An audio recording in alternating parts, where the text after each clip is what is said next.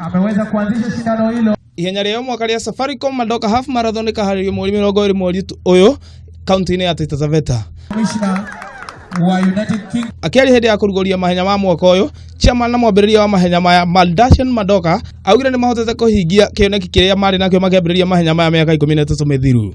It's a beautiful place up in the highlands, and they have produced very good athletes in the past, and we are very proud that the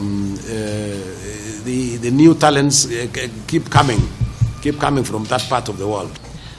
You've heard of our training and the intention of having a high altitude training camp. We don't want to hear always Kapsabet. In the coast we want to hear Taita. Absolutely. Call me selfish, whatever you want, but I'm saying Taita because of the hills. It is there and to develop because we are saying the altitude is right.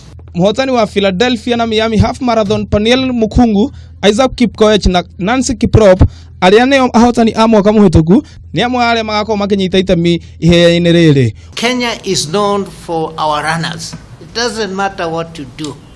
Ukisema Kenya, Kipchoge Kenya, athletics. So I think we have that responsibility to try and see whether we can really continue to support these true ambassadors. Muhotani wa ihenya rĩrĩ agatugwo 500,000. So it's not just 350. Hadi ni Hamwe ya Mathako ya Kameme TV ile yako ni ng'ang'a wanyo kafi.